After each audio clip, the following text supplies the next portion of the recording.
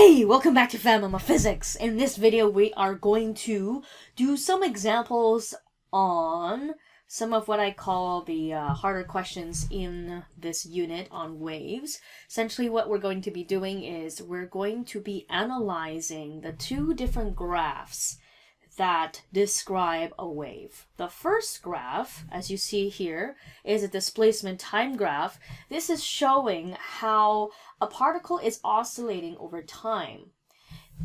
In contrast, this other graph that you see below is a picture of the wave itself. So imagine that as the wave is moving, say, down towards the right, okay, then what happens for this diagram here, this graph, this is essentially a snapshot of the wave in time.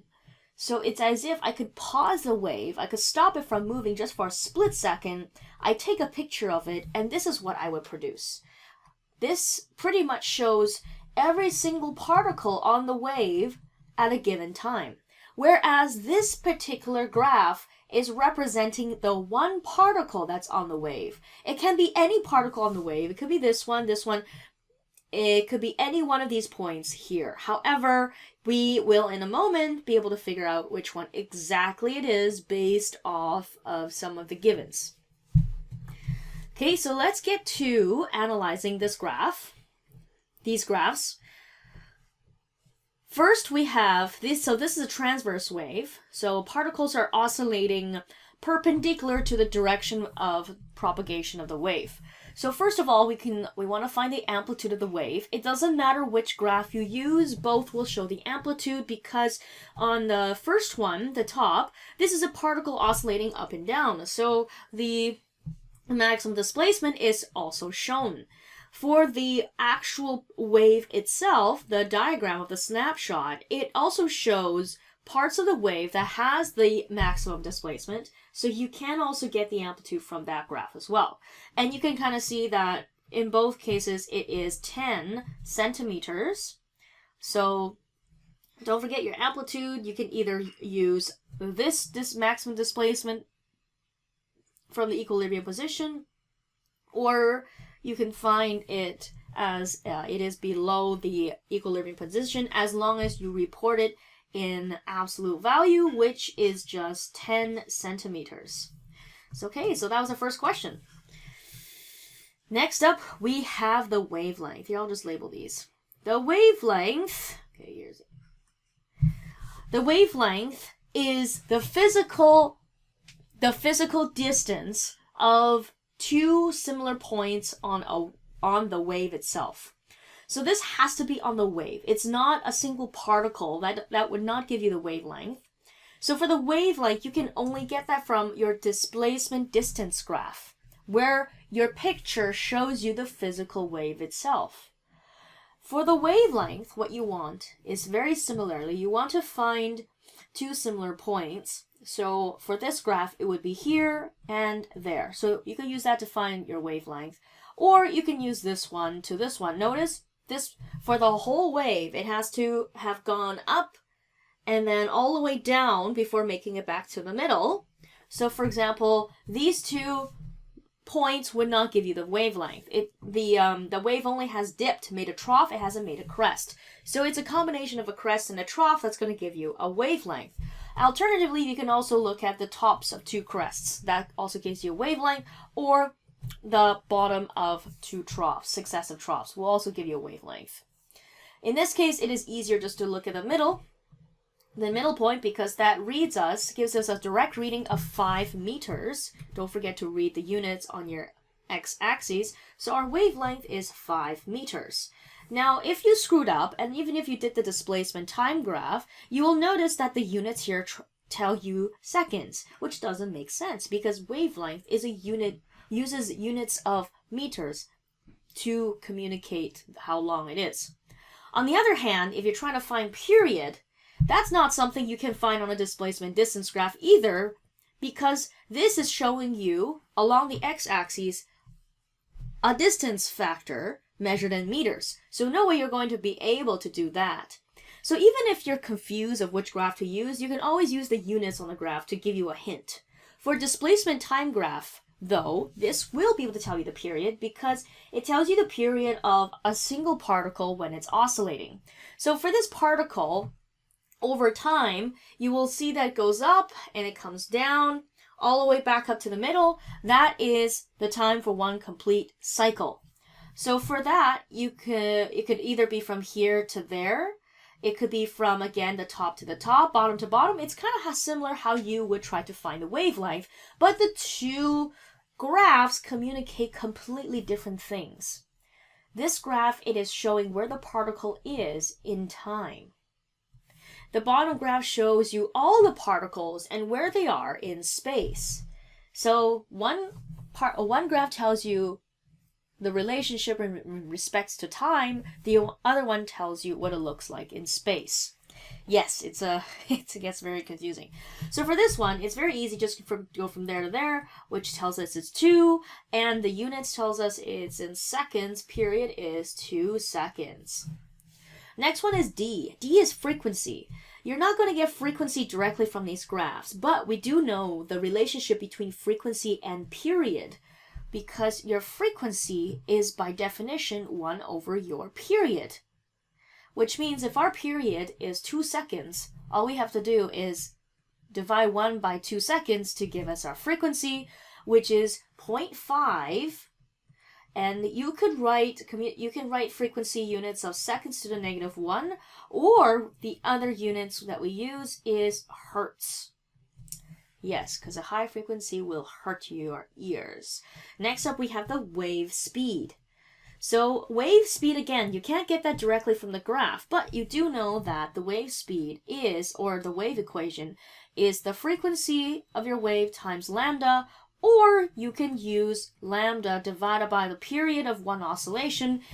These two are exactly the same equation, essentially. So because we have wavelength, period, and frequency, we can use any of these. We'll use the top one just to follow the wave equation. However, if you're not confident that you found the right frequency because you think you might have screwed up your calculations, you can always use this one instead because you've kind of you used a previous number instead of one you calculated afterwards, just to prevent error carryover for that matter. So here you have wavelength 5 meters divided by the period, which is 2 seconds. If you did it the other way, this would be 5 meters times 0.5 of a hertz. And again, these two are going to give you exactly the same number, 2.5 meters per second, or this is also going to be 25 meters per second. Oh, 2.5 meters per second. So notice that these numbers were very generous to us. The units used here was in meters and seconds. Now, you just got to be very careful if you have a graph that tells your wavelength in centimeters. So you have to be careful of your units. Here we had, I'll just write it here again. Okay, so this A to E should be relatively straightforward. So with good amount of practice, you should be able to do this consistently and getting it correct. So now, well, the last one is a little tricky, which is F. The displacement time graph represents a particle on the wave. Yes, we know that. Where could this particle be on the displacement distance graph? So remember I mentioned earlier how the displacement time graph shows you what a particle is doing over time. And this particle could be anywhere on the wave, in which is described or which is shown in the displacement distance graph. But we don't know exactly which particle it is. But we can use this graph to tell us that, displacement time graph, to do that. Now, we need one piece of information, which is this one. Assume the displacement distance graph. So this guy down here, the displacement distance graph was taken at t equals 0 seconds. And the wave is traveling towards the right.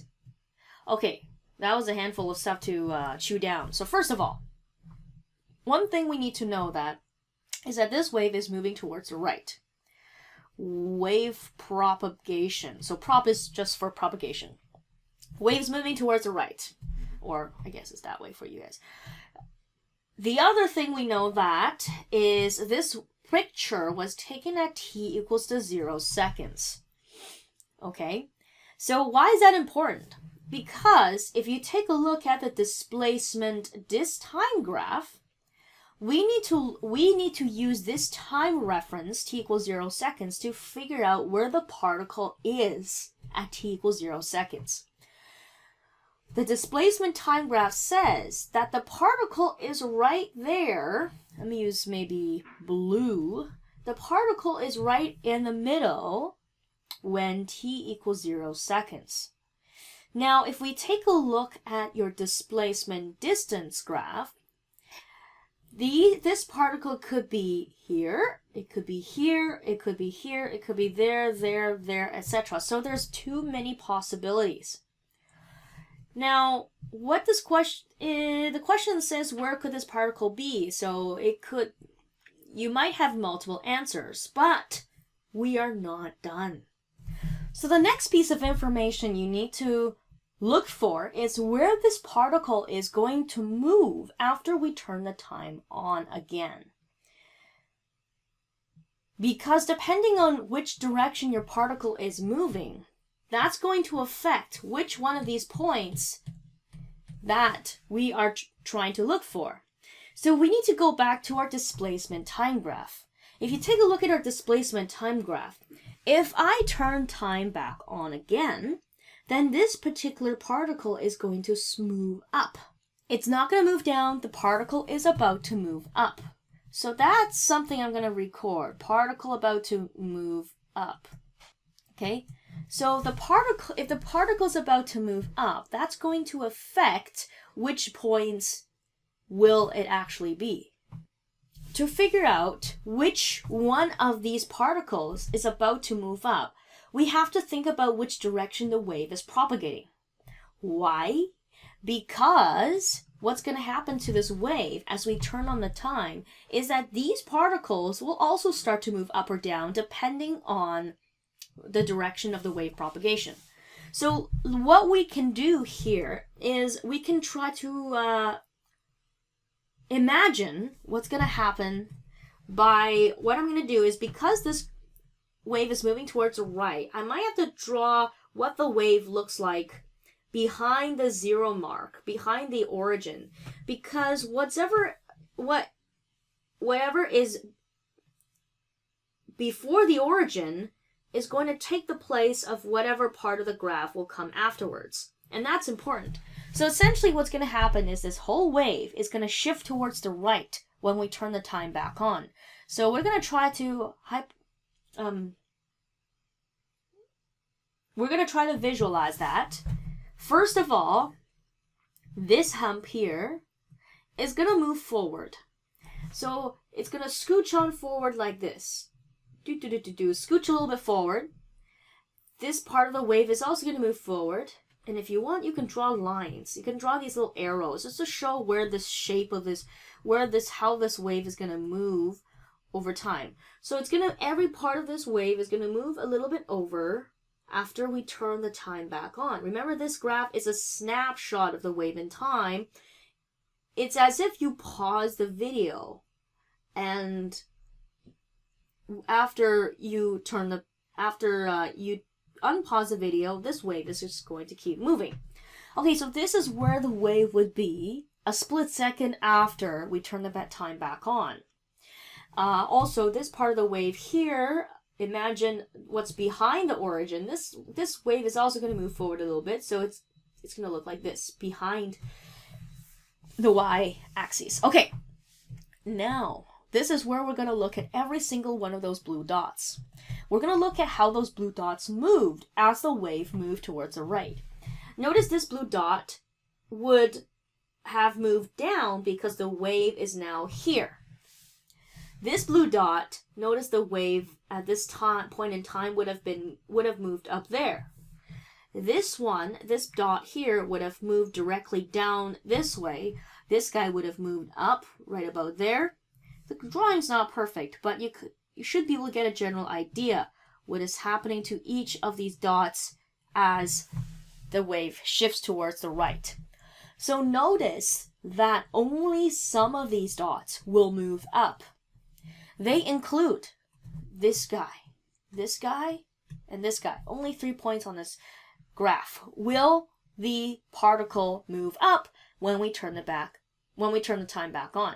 And that's going to represent what this particle is going to do as you look at the displacement time graph. As time continues, you kind of read what's moving forward over here. The particle's going to move up. So only these points. I know my drawing here is very messy. So only these points. Only these points will be the possible points to describe question F. Okay, so only 3 of them.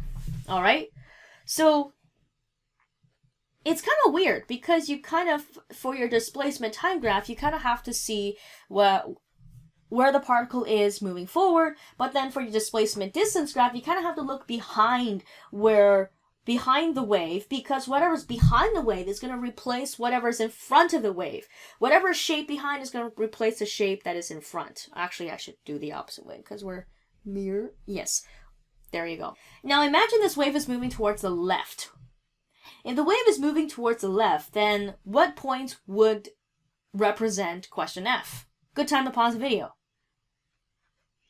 And if you're thinking exactly the opposite, the ones that are right here, this one, and this one, because the wave would be shifting towards the left, meaning all of our results would be the opposite. So absolutely. Okay? Yes. So these were the trickiest. So F is probably the trickiest question, but requires some visualization. If you're having trouble visualizing it, I recommend looking at the PhET simulation, wave on the string, and see what happens. Look at the dot and what it's doing after the wave behind replaces it to whatever is in front. Okay? So I have one more example following this one. Thank you for watching this example. Hopefully you'll tune into the next one. Fan Mama Physics signing out.